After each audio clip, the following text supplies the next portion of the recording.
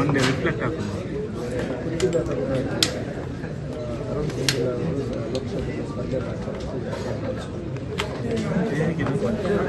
ಸಾಕಷ್ಟು ಬಾರಿ ಬಿಜೆಪಿಯವರು ಮಾತುಕತೆ ಮಾಡಿದ್ದಾರೆ.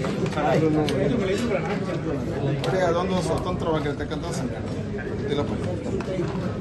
ಅವರು ತನ್ನ ಅಭಿಪ್ರಾಯ ಮತ್ತು ತೀರ್ಮಾನಗಳನ್ನು ತಗೊಳ್ಳೋಕೆ ಸ್ವತಂತ್ರ ಇದ್ದಾರೆ. ಅಲ್ಲ, ನೀವು ಮನವೊಲಿಸಲಿಕ್ಕೆ ತುಂಬ ಪ್ರಯತ್ನ ಪಟ್ಟರಲ್ಲ. ಸಹಜ, ಪಾರ್ಟಿ ಎಲ್ಲ ರೀತಿಯ ಪ್ರಯತ್ನಗಳನ್ನು ಮಾಡ್ತಾರೆ. ಈಗ ಒಂದು ಕಡೆಯಿಂದ ಸ್ಪರ್ಧೆ ಮಾಡ್ತಾರೆ, ಇನ್ನೊಂದು ಕಡೆಯಿಂದ ನಿಮಗೆ ಸತ್ಯದ ಸುರಕಲ್ ಕೂಡ ಒಂದು ಬಿಜೆಪಿಗೆ ಭಾರತೀಯ ಜನತಾ ಪಾರ್ಟಿ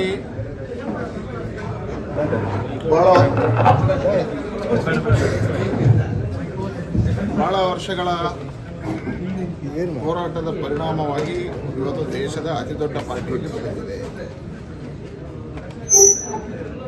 ರಾಷ್ಟ್ರೀಯ ಪಾರ್ಟಿ ಕಾಂಗ್ರೆಸ್ ಅನ್ನು ಎದುರಿಸಿ ಪಾರ್ಟಿ ಅತಿ ಹೆಚ್ಚು ಲೋಕಸಭಾ ಸದಸ್ಯರನ್ನ, ಅತಿ ಹೆಚ್ಚು ಶಾಸಕರನ್ನ, ಅತಿ ಹೆಚ್ಚು ತಾಲೂಕು ಪಂಚಾಯತ್ ಸದಸ್ಯರನ್ನು ಪಡೆದಿದೆ. ಹಾಗಾಗಿ ಸಹಜವಾಗಿರ್ತಕ್ಕಂಥ ಚುನಾವಣೆಯಲ್ಲಿ ಎದುರಾಳಿಗಳ ಸಮಸ್ಯೆ ಅಲ್ಲ, ಪ್ರಶ್ನೆ ಇಲ್ಲ. ಇದೊಂದು ಪ್ರಜಾಪ್ರಭುತ್ವದ ವ್ಯವಸ್ಥೆ. ಪ್ರಜಾಪ್ರಭುತ್ವದ ವ್ಯವಸ್ಥೆಯಲ್ಲಿ ಚುನಾವಣೆಗೆ ನಿಲ್ಲುವ ಹಕ್ಕು ಇದೆ. ಅಂದರೆ ಹಿಂದುತ್ವ ಸಂಘಟನೆಯಲ್ಲಿ ಇರುವಂಥವರೇ ದಿನ ಪಾರ್ಟಿ ಡ್ಯಾಮೇಜ್ ಆಗುತ್ತೆ ನೋಡಿ. 10 ಸಂದರ್ಭಗಳಲ್ಲಿ ಈ ರೀತಿಯ ಸಮಸ್ಯೆಗಳು ಉದ್ಭವ. ಚುನಾವಣೆಯಿಂದ ಚುನಾವಣೆಗೆ ಒಂದೊಂದು ರೀತಿಯ ಚುನಾವಣೆಯಲ್ಲಿ ಒಂದೊಂದು ರೀತಿಯ ಸವಾಲುಗಳಿವೆ. ಆ ಎಲ್ಲ ಸವಾಲುಗಳ ಮಧ್ಯೆಯೂ ಭಾರತೀಯ ಜನತಾ ಪಾರ್ಟಿ ಗೆಲುವನ್ನೇ ಸಾಧಿಸ್ತಾ ಬಂದಿದೆ. ಈ ಬಾರಿ ಅಂತೂ ಇಡೀ ದೇಶದಲ್ಲಿ ನರೇಂದ್ರ ಮೋದಿ ಅವರ ವಾತಾವರಣ, ರಾಮ ಮಂದಿರದ ನಂತರ ಭಾರತೀಯ ಜನತಾ ಪಾರ್ಟಿ ದೇಶದ ವಾತಾವರಣ ಇದೆ.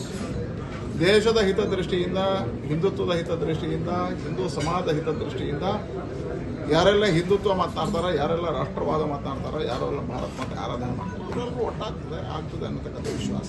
ಈಗ ಪುತ್ತೂರು ವಿಧಾನಸಭಾ ಇದರಲ್ಲಿ 3ನೇ ಸ್ಥಾನಕ್ಕೆ ಬಂದಿತ್ತು ಪುತ್ತೂರಿನ ಕಂಟೆಸ್ಟಿಂದ. ಈಗ ಮತ್ತೆ ಇಲ್ಲಿ ಪ್ರಾಬ್ಲಮ್ ಆಗುವುದಿಲ್ವಾ ಅಂತ?